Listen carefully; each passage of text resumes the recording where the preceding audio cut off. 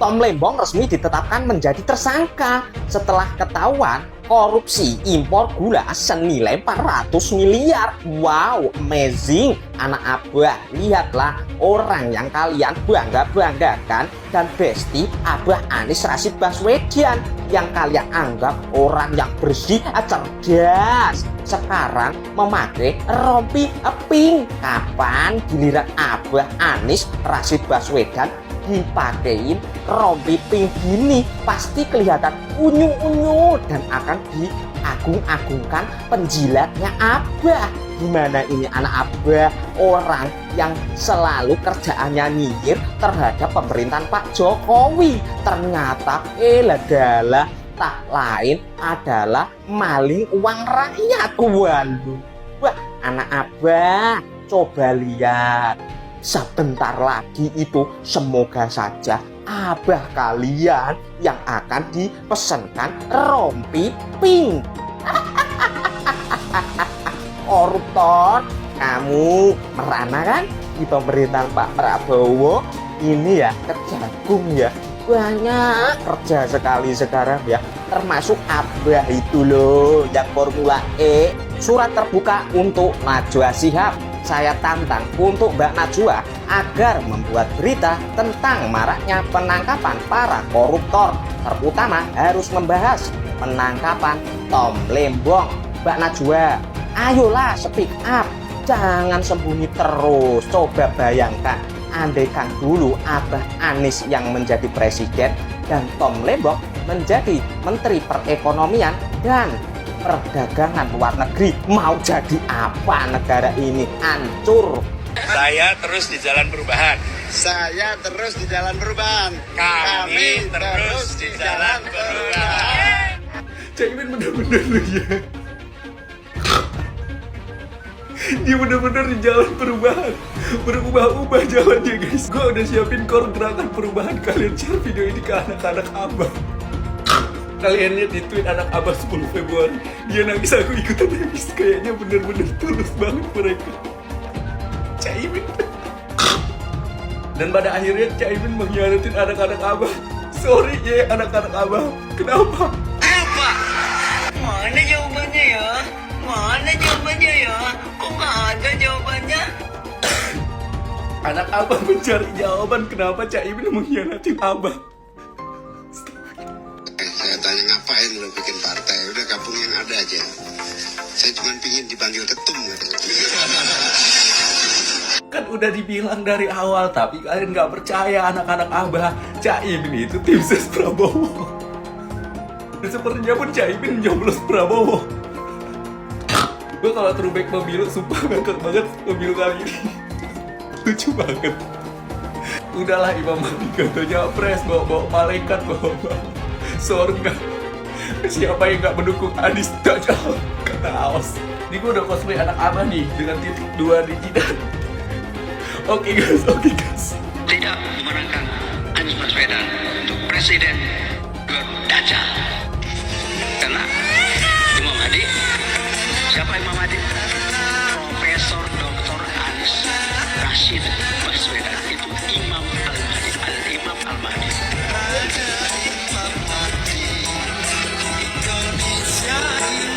PKB akan memperkuat tim Pak Prabowo di dalam pemerintahan yang akan datang. Intinya kami siap, kader-kader PKB siap, dimanapun diperintah untuk mensukseskan pemerintahan. Caimin bakal jadi menterinya Pak Prabowo. Pak Anies kemana? Anak Abah gimana nih? Caimin, Pak Anies kemana? Ajak dong ke rumah Pak Prabowo di Kertanegara biar jadi menteri atau wakil menteri juga kayak Caimin ini. Aku masih ingat betul kawan-kawan, waktu itu Pak Anies dan Caimin selesai pilpres pas kalah ya kan, terus mereka bilang kami tetap di jalur perubahan. Sementara sekarang berubah-ubah. Tiba-tiba sekarang dia bilang narasinya kami partai PKB akan memperkuat pemerintahannya Pak Prabowo dan kami siap diperintah Pak Prabowo ditempatkan di mana saja. Waduh, memang Caimin ini memang top ya, top politikus yang sangat handal. Berbeda banget nih dengan Partai Nasdem yang sudah mengatakan bahwa akan mendukung sepenuhnya pemerintahan Pak Prabowo namun tidak masuk kabinet karena mengenai etika dan kepantasan. Nah ini luar biasa nih Partai Nasdem sekarang semakin oke.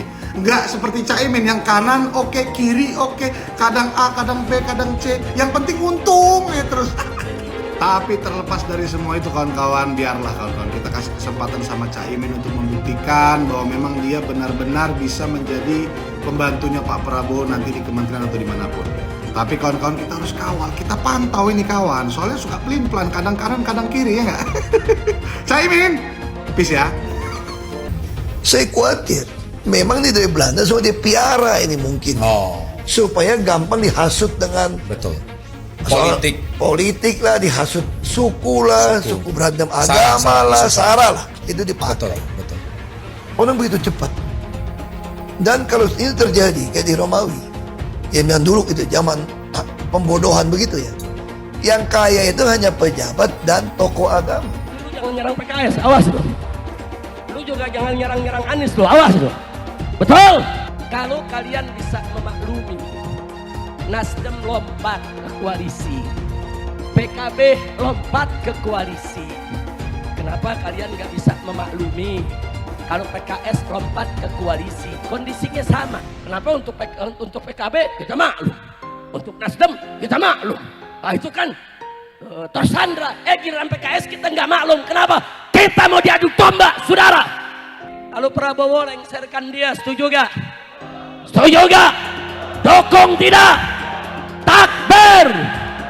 Kita akan seret mereka semua untuk dijebloskan ke dalam penjara. Takbir! Setuju tidak? Setuju tidak? Enggak berkelahi, ayo kita adu biar dia berkelahi. Wow, akhirnya Pak Anies bikin partai guys. Akhirnya nanti dipanggil Pak Ketum Anies. Halah Pak Anies, banyak kali ceritanya. Kemarin di Pilpres Pak Anies diusung, didukung oleh partai-partai besar, Partai Nasdem, PKB, PKS. Nggak ada statement-statement menjelekkan seperti ini. Sekarang di Pilkada Jakarta, nggak ada partai politik yang mau sama Pak Anies. Terus Pak Anies ngomong, "Pak, partai politik mana yang sekarang tidak tersandra oleh kekuasaan?" Alah, banyak kali cerita. Oh, Pak Anies ingat nggak kemarin ya, kampanye Akbar Bijis pada saat Pilpres, Pak Anies puji-puji Pak Surya Paloh. Terima kasih Bang Surya Paloh yang sudah membukakan pintu perubahan melalui jalur politik. Di saat partai-partai lain disandra oleh kekuasaan. Sekarang ketika Nasdem beralih ke Pak Prabowo, langsung semua partai tersandra katanya. Ketika diuntungkan kau puji, ketika kau tidak diuntungkan kau jelekin. Memang si Abah ini ya. Sekarang Pak Anies bilang sok-sokan mau buat partai. Meyakinkan partai politik aja untuk mendukung dirinya maju di Pilkada Jakarta nggak mampu, ya. Sekarang mau sok-sokan bikin partai. Bikin partai itu susah bos. Uang butuh banyak, butuh masa, butuh semua butuh manis. Bikin partai itu tidak semudah beli ciki ya, tinggal bayar dapat dari minimarket. Susah, prosesnya panjang. Ya, saran saya Pak Anies jangan bikin partai baru dari nol, susah, berat. Lebih bagus bikin negara sendiri, terus Pak Anies diangkat sama Anaba jadi presiden. Nah itu mudah, singkat, instan. Terima kasih.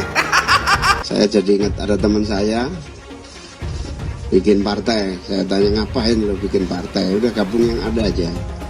Saya cuma pingin dipanggil ketum.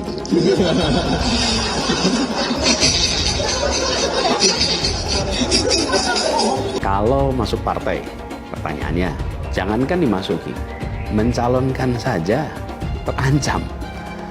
Agak berisiko juga bagi yang mengusulkan. Jadi ini adalah sebuah kenyataan nih. Jadi kita lihat aja ke depannya. Apakah lalu akan buat partai politik baru? Gini, bila untuk mengumpulkan semua semangat perubahan yang sekarang makin hari makin terasa besar, dan itu menjadi sebuah kekuatan, diperlukan menjadi gerakan, maka membangun ormas atau membangun partai baru, mungkin itu jalan yang akan kami tempuh. Anies Baswedan di PHP oleh PDI Perjuangan. Anies Baswedan batal diusung oleh PDIP sebagai calon gubernur Jakarta. Aduh, kasihan. Enak ya Pak Anies ya di PHP. Iya, suka ya di PHP. Makanya Pak Anies jangan suka PHP orang juga. Wes, PDIP ini kayaknya mengambil keputusan yang baik dan benar, tidak mengusung Pak Anies di Pilgub Jakarta, karena menurut saya PDIP masih banyak kadernya yang bisa dimajukan. Pak Anies ngaplo ya, kasihan ya. Aduh, kasihan. Anak apa ini pasti sedih ya melihatnya, mendengarnya ya. Di PHP terus. Wis Pak Anies mending istirahat, pensiun. Berharap kita sama teman PKS semuanya, sama pimpinan PKS ya. Ini kasihan warga Jakarta semuanya ya. Kalau boleh bilang, keluarga saya pun PKS. Jadi ketika memang Bang Anies nggak bisa dimajukan oleh PKS, selesai PKS. Terus terang selesai. Saya akan saya nggak bisa. Kita cinta sama Bang Anies, ya. Kita juga cinta sama PKS. Tapi bukan begini caranya PKS. Ketika endingnya semuanya diselesaikan sama PKS, semuanya mundur satu persatu, selesai. Kita nggak punya lagi Jakarta, nggak punya lagi, nggak punya berlian lagi. Gimana coba? Cuma berharap dari pimpinan PKS semuanya, ya, ayo dong semuanya. Ini Bang Anies yang punya kota Jakarta, yang pernah memajukan Jakarta, yang udah melihat semua hasil kinerjanya beliau. Ketika memang hari ini cuma bersinggungan, apa sih yang dihebatkan oleh PKS, apa sih yang diinginkan? Rakyat telah memberi suara kepada PKS, PKB, dan Nasdem. Sampai hari ini kami masih berprasangka baik. Bapak Presiden PKS, Bapak Surya Paloh, Muhaimin Iskandar, mereka bukan pribadi-pribadi yang pembohong dan pengkhianat. Undang Bapak Ibu saudara pendukung perubahan datang ke kantor Nasdem. Kalau datang ke kantor PKS, mau datang ke mana? Kalau datang ke kantor PKB, mau datang ke mana? Jangan mengabaikan aspirasi rakyat. Kantor partai bisa diserbu oleh rakyat karena permufakatan jahat dengan cara-cara curang, cara-cara tulas, hanya demi mengabdi untuk melayani bocah karbitan istana. Siapa dia? Dia hanya mendapatkan 2,8%. Partainya tidak laku, tetapi para elit-elit partai menggendong bocah karbitan. Pertama Gibran, kedua Kaisang, yang tujuannya untuk membuat Anies dijegal agar tidak masuk dalam pentas pilkada. Anak-anak generasi muda ini melihat tidak ada sanksi setiap tindakan. Orang udah keluar dari penjara, udah korup, kok lebih kaya? Iya. Jadi akhirnya masa katanya udah disita semua hartanya, keluar masih naik Rolls Royce atau Bentley gitu. Kita bingung gitu. Saya melihat ada satu sistem nih Bang. Anda saya biarkan korup supaya Anda bisa saya kontrol. Atau Anda saya berikan kenikmatan hidup supaya Anda lupa untuk melawan korupsi lagi gitu loh. Jadi ada dua nih. Jadi kita dibuat takut. Nah ini saya kira ya kita harus balik lagi ke soal mungkin pendidikan di rumah, keyakinan kita. Nah saya percaya satu hal gini aja Pak. Saya bilang sama anak-anak muda kalau saya ketemu ya, percayalah sama saya, orang yang berintegritas dan beretos kerja tinggi itu pasti punya masa depan yang baik. Itu harus kita yakini. KPK yang menjadi macan ompong menghadapi Anies Baswedan. Ada apa dengan KPK sehingga dia tidak berdaya untuk mengungkap kasus Formula E dan banyak proyek-proyek siluman, proyek-proyek yang dananya di markup di Pemprov DKI. Ada apa? Kenapa KPK menjadi macan ompong? depan Anies Baswedan. Ada apa? Kabarnya Nyai dengar katanya itu Formula E itu yang makan uangnya juga rame-rame, ada juga DPRD DKI. Ya tangkaplah, ya kan? Tangkap tuh anggota-anggota DPRD DKI dan Anies Baswedan. Selesaikan Formula E itu. Tindak tegas. Cuman ya susah, lembaga KPK-nya sendiri, oknum-oknumnya itu juga banyak maling. Itu waktu si Novel Baswedan itu menjadi penyidik KPK tuh ditawarin mau berapa tahun. Itunya di penjaranya mau berapa tahun. Itu ada harganya. Ya kan? Mau 2 tahun sekian, 5 tahun sekian, 10 tahun sekian, 12 tahun sekian. Kalau seumpamanya si koruptor ini tidak mau memberikan uang, jadi perberat. Ya kan? Nah itulah kerjanya KPK. Semoga mau seperti apapun hebatnya kong kali kong kejahatan yang dilakukan oleh Anies Baswedan, ya, menyalahgunakan kewenangan atau menyalahgunakan anggaran Formula E ataupun anggaran yang ada di Pemprov DKI. Ya, yakin suatu hari nanti Allah Subhanahu wa taala akan menurunkan azab yang seberat-beratnya kepada Anies Baswedan CS. Dikeluhkan orang gitu, sampah masih di mana-mana. Kalau di kita betul nggak boleh sampah. Satu sungai pun kita nggak boleh sampah. Anda nggak bisa biarkan satu sampah pun berserakan. Saya kira memang ada beberapa bagian sungai yang memang tidak dikeruk. Dulu kita beli banyak sekali alat berat untuk tumbuh. Negeri ini akan dikuasai oleh Cina dengan tentara-tentaranya sudah banyak. Di Morowali bertengkar tentara Indonesia, tenaga kerja Indonesia dengan tenaga kerja Cina, yang mati anak Indonesia 100 orang. Cina cuma 1 yang ditangkap dan dipenjara, anak-anak kita tenaga kerja Indonesia. Saya menangis. Ini negeri siapa? Anakku, saudaraku, tentara, polisi, bangkitlah, sadarlah, minta pada Allah, datangkan kesadaran pada para ABRI. Kalian jangan membela yang salah. Kita pemilik negeri ini, bukan Jokowi dan keluarganya. Jokowi adalah antek-antek komunis. Antek-antek komunis. Betul atau tidak? Ayahnya adalah ajudan Aidit. Dan ternyata sidang demi sidang mengadili tentang ijazahnya, dia tidak pernah kirimkan ijazah aslinya. Tandanya apa itu? Jadi saatnya dia harus turun, masukkan penjara. Dia harus mendapatkan hukuman yang sebesar-besarnya. Dari sekian banyak penyampaian aspirasi, dari berjilid-jilid diskusi, belum ada solusi untuk negeri ini. Maka kami emak-emak atas nama aliansi masyarakat yang peduli dengan negeri ini, tidak ada jalan lain bahwa pemimpin yang rusak, pemimpin yang tidak tahu malu, hanya satu jalan, yaitu semuanya duduk di kantor DPR itu, duduk di sana, kuasai data dan minta kepada Puan Maharani untuk bukan memakzulkan Jokowi, tetapi lengserkan Jokowi, mundur Jokowi dari sebagai pemimpin. Apa gereja? Ini apa? Kok saya agama Islam Betawi. Kita dibohongin selama 10 tahun, pembohong lagi. Ada apa dengan gereja, Pak? Masalahnya Jokowi itu Cina banyak.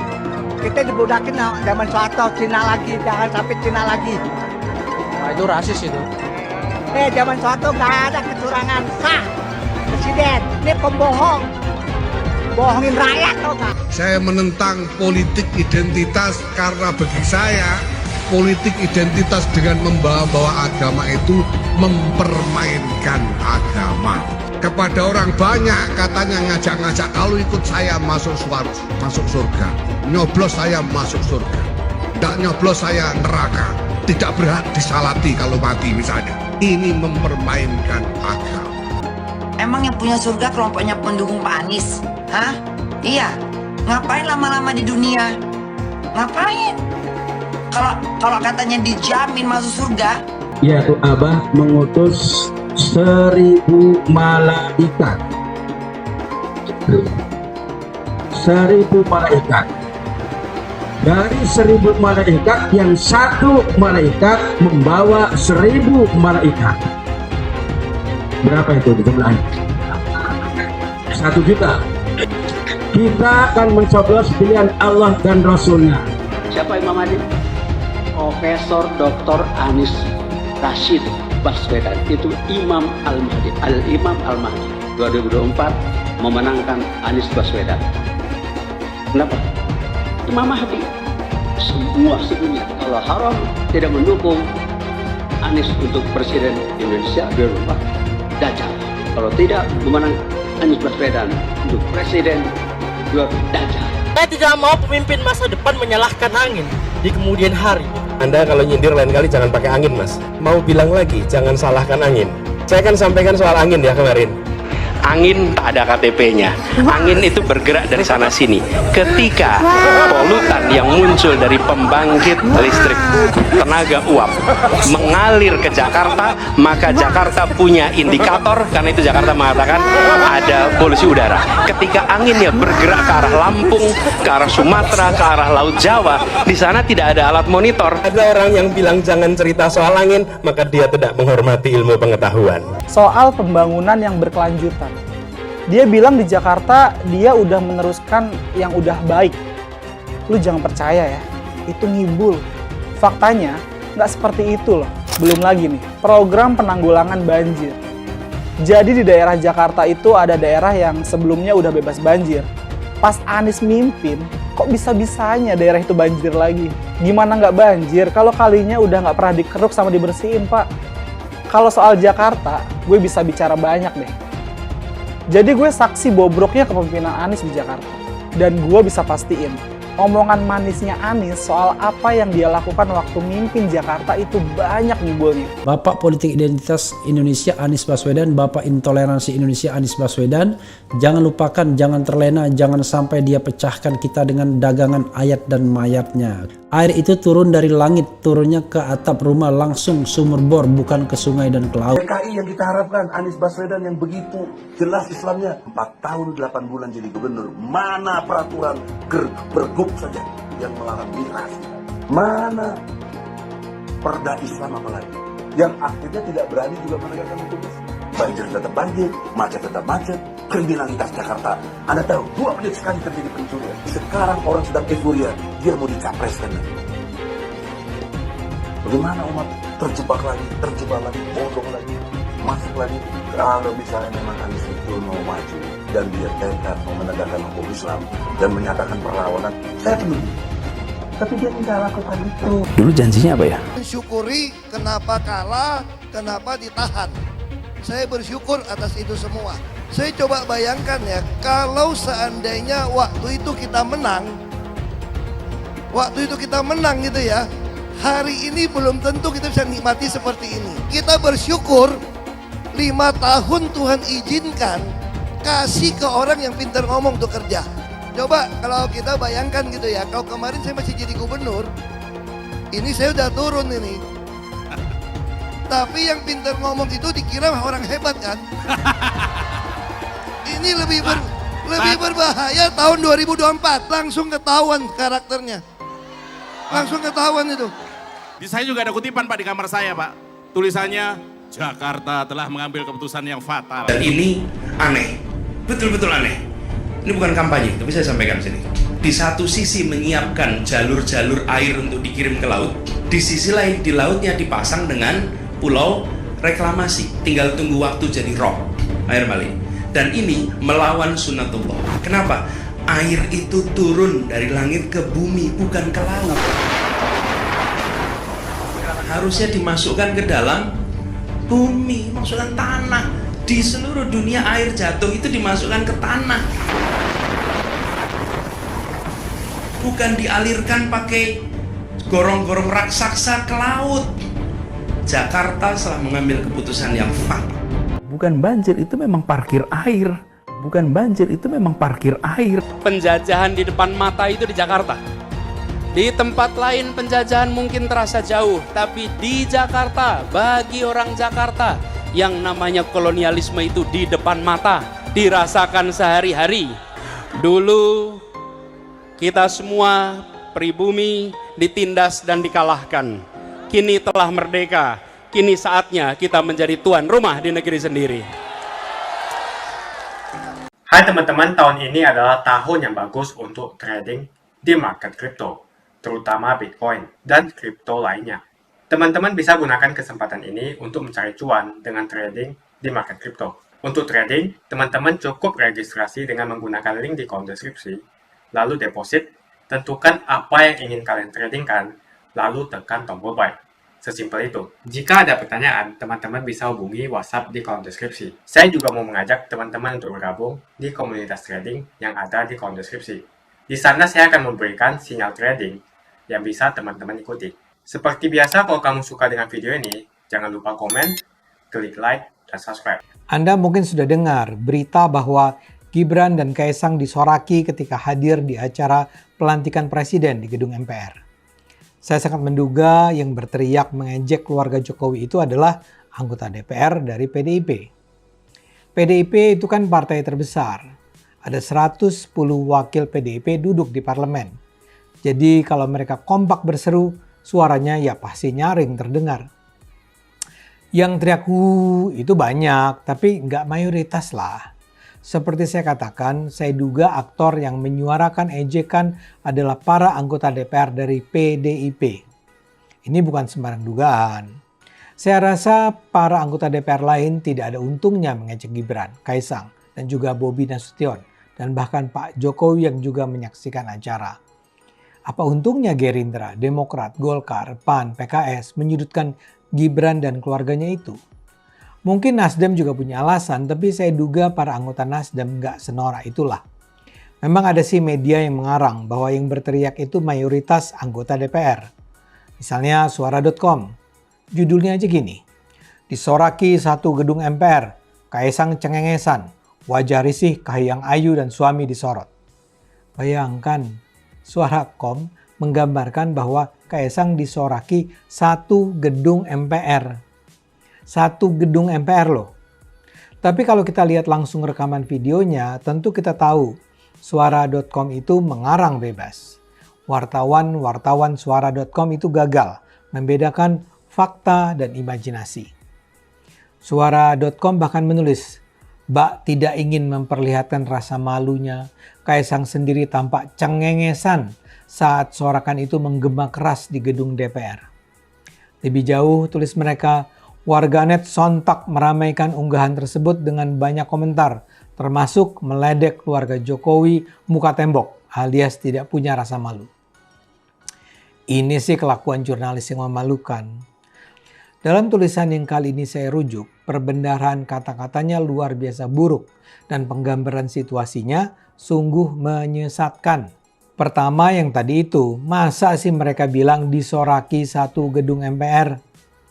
Mereka lantas menulis bahwa ketika wajah Kaesang, Kahiyang, serta Bobi Nasution disorot kamera, memang terdengar suara tepuk tangan, tapi sorakan para hadirin terdengar lebih kencang, seolah diserukan di seluruh penjuru gedung MPR. Sebelum lebih jauh, saya mau komentari lagi pemberitaan suara.com. Media ini pantas masuk dalam kategori jurnalistik buruk, bad journalism. Ya taruhlah bukan keseluruhan suara.com-nya yang bermasalah. Jujur saja saya masih sering baca berita-berita yang mereka tulis. Google juga sering menampilkan berita-berita mereka dalam deretan konten yang direkomendasikan. Tapi kualitas jurnalistiknya seperti saya bilang buruk. Bahwa suara.com merasa perlu menggunakan istilah cengengesan bisa jadi karena dua hal. Pertama, perbendaharaan katanya memang miskin. Si wartawan bahkan tidak tahu bahwa kata cengengesan itu tidak sama dengan tersenyum. Kedua, si wartawan memang ingin menghina keluarga Jokowi. Bisa jadi sang wartawan adalah kaum pembenci Jokowi yang hari-hari ini menumpahkan segenap kebenciannya karena sang mantan presiden bisa turun dari jabatannya dengan penuh sambutan kasih sayang dari rakyat. Pertama, tentu saja suarakan yang disampaikan hanya sebagian anggota DPR itu bisa terdengar lebih kencang karena gaungnya memang lebih keras daripada sekedar tepuk tangan sopan yang dilakukan sebagian anggota DPR yang lain. Kedua, yang lebih parah adalah mengapa suara.com menggunakan kata cengengesan terhadap Kaesang. Cengengesan itu bermakna negatif. Sebetulnya yang dilakukan Kaisang adalah tersenyum, sebuah gestur positif untuk menunjukkan dia tidak marah dengan cemoohan itu. Jadi jurnalis ini adalah wartawan yang memang tidak independen, yang berpihak, dan merasa wajib menjelek-jelekan keluarga Jokowi. Tapi memang inilah yang sekarang sedang diperagakan para pembenci Jokowi. Saya juga dikirimi konten di Twitter X yang diunggah seorang mantan pendukung Jokowi yang sejak Pilpres kemarin sudah pindah gerbong menjadi pembenci Jokowi. Dia ini dulu bahkan sebenarnya memperoleh banyak rezeki berkat dukungannya pada Jokowi. Dia ini jago mengorganisir para aktivis media sosial untuk jadi pasukan propaganda pembela Jokowi. Tapi mungkin karena soal rezeki ini pula, dia kemudian memutuskan menjadi aktivis gerbong pro Ganjar anti Jokowi. Dia bahkan menyeret banyak influencer dan buzzer untuk bergabung dengannya. Selera kritik orang ini rendah sekali. Dia dengan sengaja menggambarkan Pak Jokowi alias Mulyono sebagai tokoh pemimpin yang zalim dan memakan banyak korban termasuk dirinya. Dan sangat memalukan bahwa serangan terhadap Jokowi itu harus digambarkan sebagai aksi melawan korupsi.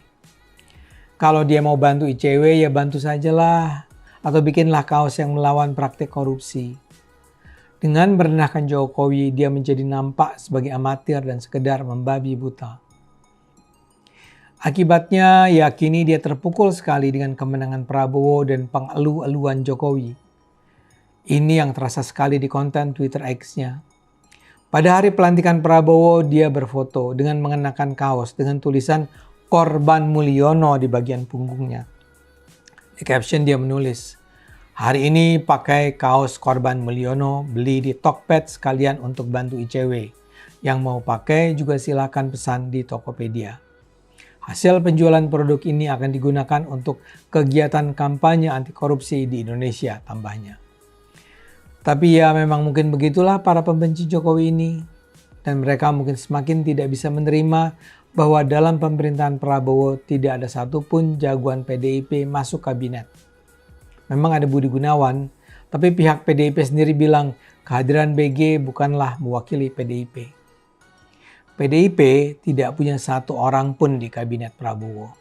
Sebetulnya tidak ada masalah juga kalau PDIP itu konsisten ingin bersikap sebagai oposisi atau paling tidak kekuatan politik penyeimbang di luar pemerintah. Kalau sikap itu yang diambil, tentu orang akan menghormati PDIP. Tapi sebenarnya bisa dibilang PDIP setelah 10 tahun berkuasa kini harus menjadi sekedar penonton di luar lapangan. Ini pula yang mungkin menyebabkan Megawati, Mahfud MD, dan Ganjar Pranowo memilih tidak hadir dalam acara pelantikan presiden. Megawati beralasan sakit, Mahfud harus menjenguk ibu, dan Ganjar nggak jelas. Saya tentu tidak boleh menuduh mereka sekedar cari-cari alasan. Namun dengan memperhatikan kondisi yang ada, sangat mungkin mereka memang memilih tidak ikut merayakan kemenangan demokrasi di Indonesia. Seperti Nasdem misalnya yang jelas-jelas menyatakan tidak akan berada di dalam tubuh pemerintahan Prabowo. Keren. Tapi PDIP kan tidak begitu. Bahkan pekan lalu Puan Maharani masih menyebut bahwa kemungkinan akan ada 3 tokoh PDIP yang masuk dalam kabinet Prabowo. 3 nama yang diperkirakan adalah Abdullah Azwar Anas, Oli Dondo Kambe, dan Budi Gunawan. Dari apa yang saya dengar, rencana itu akhirnya gagal. Karena Bu Megawati menyatakan tidak mau berkunjung menemui Pak Prabowo. Di pihak lain, kubu Prabowo merasa masa sih harus mereka yang menghadap Bu Mega? Jadi akhirnya batal. Untung masih ada Budi Gunawan yang diterima karena kualifikasinya terkait intelijen dan pertahanan. Saya berharap kebencian dan kemarahan ini bisa segera mencair. Semoga Pak Prabowo bisa menemukan cara untuk mengajak bicara terutama Bu Mega. Kami iba melihat Ibu Mega melihat PDIP. Semoga segera ditemukan titik temu yang dapat membawa kebaikan dan kebahagiaan bagi Indonesia. Sudah barang pasti, Anies tidak akan melanjutkan program-program Jokowi. Semisalnya Anies menang, maka Ibu Kota Baru atau IKN nggak akan jalan. Pembangunan akan di-stop. Legasi Jokowi akan hancur. Anies menuduh Jokowi melakukan penjagalan. Padahal Anies lupa pada rekam jejaknya sendiri di tahun 2017, di mana Anies melakukan penjagalan terhadap Ahok. Semua cara dilakukan, termasuk melakukan politik identitas berbasis agama, sampai-sampai menggunakan kelompok FPI, HTI, dan kelompok intoleran lainnya. Anies Baswedan sampai nekat berkoalisi dengan ormas preman berjubah agama. Kita bisa melihat rekam jejak Anies saat menjabat di Jakarta selama 5 tahun. Tidak ada satupun janji yang dipenuhi dan tidak ada kinerja yang bisa dibanggakan. Dari DP 0%, OPOC, kelebihan bayar, Formula E, banjir, sumur resapan, jalan rusak, dan gonta-ganti nama jalan. Diketahui Anies pun masih berhutang 100 miliar kepada Sandiaga Uno dan sampai saat ini belum dibayarkan. Untuk jadi gubernur saja, Anies sampai berhutang 100 miliar kepada Sandiaga Uno dan belum dibayarkan. Apalagi jadi presiden. Berapa triliun yang akan Anies hutangkan? Dan bagaimana Anies bisa membayar utang triliunan itu? Apakah Indonesia siap untuk dijual? Jika Anies menang, maka FPI dan HTI, ormas khilafah, akan kembali. Apa kita mau Pancasila diganti oleh khilafah? Bagian Indonesia Timur yang mayoritas non-muslim pasti tidak akan setuju dengan khilafah.